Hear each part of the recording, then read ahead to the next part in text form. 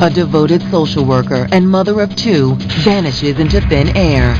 As police take on the case, they'll follow a trail of hidden desire and secret double lives. He had to be a sick person to do what he did to her.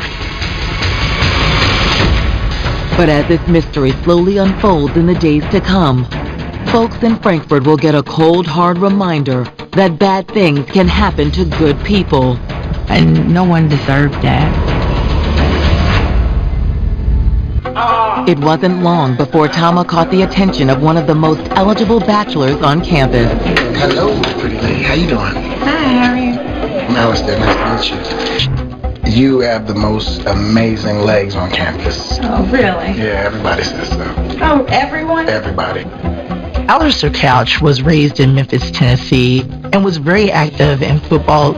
Alistair was tall and handsome. When he walked into a room, everyone noticed him and paid attention. He had that swag about him. Alistair Couch had a sense of charm to him. He was a ladies' man. Though Tama was well aware of Alistair's playboy reputation, there was something about him she couldn't resist. And Alistair felt the same way about Tama. She was a strong woman. She held her own, and he really liked that about her. Tama had big dreams. She was planning to go back to get her MSW. She was very goal-oriented and very career-driven. So there was a choice between her romance with Alistair or her budding career. She chose her career. Tama. On August 2nd, 48 hours after Tama's disappearance, a local resident makes a startling discovery. Call the police. Tama's body was found in her truck on a Monday morning. They weren't sure at the time how long she had been there. She reconnected with her old boyfriend, Alistair Couch. So even after all of those years apart, Tama still carried a torch for Alistair. And shortly afterwards, they started seeing each other. Tama and Alistair kept their intimate relationship very secret. On August 11th, detectives bring Alistair Couch in for an interview. Police aren't sure if Alistair is a suspect, but they think he may be able to shed some light on who might have killed Tama. You know if you got a problem with anybody, anything like that? No, sir. I don't know. Well, why would somebody kill Tama is what I want to know. That's what I'm curious about. When he was first interviewed by the police, he was polite, basically said they had hooked up, that they were not in a relationship. In fact, Alistair admits Tama was just one of several women he was currently seeing. But Alistair tells police Tama had no problem with him seeing multiple women. We've never had an argument, never had a problem. Though they believe Alistair is telling the truth, investigators ask him point blank if he had anything to do with Tama's death. He said he had nothing to do with the murder, wasn't anywhere near her, hadn't seen her in a few days. Where were you at, let's say, Friday night? The hospital, one of my other girlfriend's mother had died, and I was with her. Detectives are able to confirm that Alistair actually is at the hospital with Jamie and her family on this Friday evening during this time frame. But investigators know Alistair's visit to the hospital only accounts for a portion of the weekend. I've got you through midday Saturday now, so I'm just curious where you were Saturday evening and Saturday night. On Saturday evening, Alistair says that he's with his other girlfriend, Jessie, and that they spend the entire evening together. August 1st, the same weekend that Tama was murdered. So his story is kind of starting to check out. Though Alistair Couch appears to have a solid alibi, his interview has provided investigators with a slew of other potential suspects.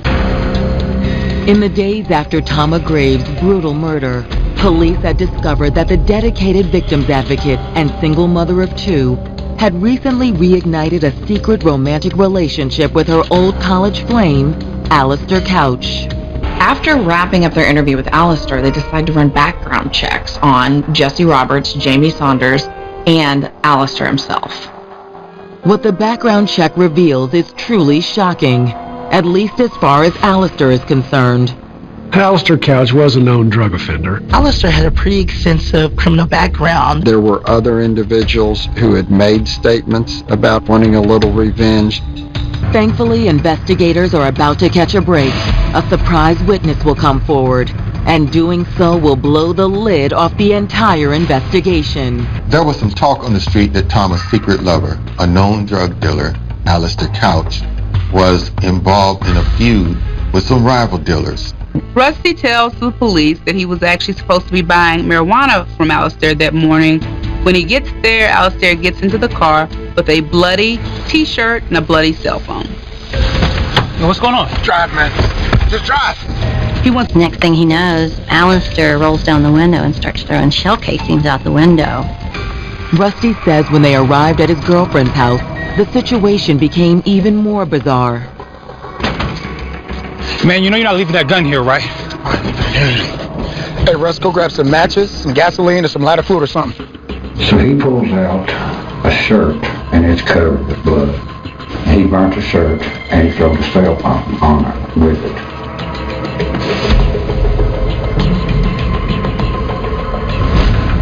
Rusty says after Alistair disposed of his shirt and cell phone, Rusty told him it was time to go. The discovery leaves little doubt in investigators' minds who killed Tama Graves. October 8, 2010, a grand jury in Frankfort, Kentucky formally indicts Alistair Couch for the murder of Tama Graves. She was in the truck already. When I was getting in the truck, a guy come from behind the truck with the gun, put the gun to my back, and told me to get in the car. Hey, baby, get in the car, man. What's the car? Where you going, bro? Get in the car. Alistair says that the guy with the gun ordered Tama to drive, and Alistair tried to grab the gun. Alistair testified that he was trying to fight them off when the shots were fired. I grabbed the gun, and it started going off. I heard Tama holler. She was hollering, like we was swerving, but the whole time we was struggling, and his gun was constantly going off. Alistair says that during the struggle, Tama was fatally shot. Alistair says that when Tama was shot, that's when the assailant fled. Alistair grabs his own gun and tries to shoot the guy, but his gun jammed. Alistair, based on his criminal record and having been under investigation, just did not feel that the police would believe him and would have pointed the finger at him. In the end, Jesse Roberts' testimony proved to be very persuasive and powerful. It showed that the motive in this case was simple. Alistair Couch was a very bad guy. Tama had made a mistake by getting back together with him again. She tried to look the other way on his bad behavior, but just couldn't get past it. And when she called him out on it, he snapped on her and killed her. Sentenced him to 50 years on the murder and 5 years enhanced to 10 years on the tampering with physical evidence and the persistent felon offender charge. So it was 60 years altogether. How could Tama Graves, a strong, successful woman trained to help victims against domestic violence, have become a victim herself?